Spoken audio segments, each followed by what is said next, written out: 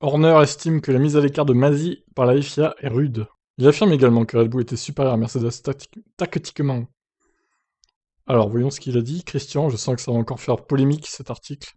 Donc je vous rappelle, Masi s'est fait virer, sera remplacé par Niels Wittich et Eduardo Freitas. Donc les deux alterneront le poste de Masi, quoi. Une course sur l'autre. Horner a donc déclaré: c'est un sujet difficile, ce sont les affaires de la FIA. Je pense que c'est rude, que sa position était très compliquée l'année dernière. Si vous prenez le temps de regarder les ressources qui étaient à sa disposition, il y a une différence massive en comparaison de ce que les équipes ont. C'est bien d'entendre qu'ils mettent en place quelque chose d'équivalent au VAR et font appel à un homme expérimenté tel que Herbie Blash. Je pense simplement qu'il y a eu trop de pression mise sur Michael Masi, et c'est injuste, c'est mon avis personnel. Si Red Bull et Verstappen ont bien sûr bénéficié des décisions controversées de Masi pour l'emporter, Horner estime que son équipe a été plus performante sur l'ensemble de la saison que Mercedes, notamment du point de vue de la tactique.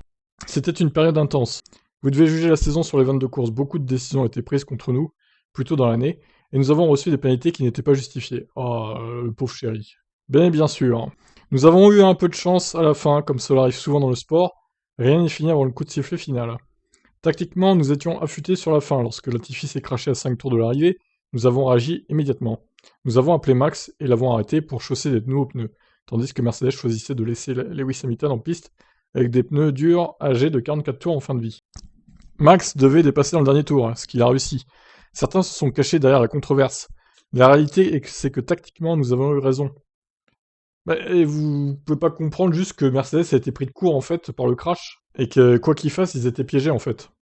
Max a réalisé la manœuvre qu'il fallait et il est devenu champion du monde. Voilà, Horner qui balance un petit peu d'huile encore sur le feu. Hein. Ils peuvent pas s'en empêcher Red Bull de revenir sur le sujet hein, pour remettre un peu de polémique en plus. C'est absolument dingue. Bon bah voilà, qu'est-ce que vous en pensez? Ciao.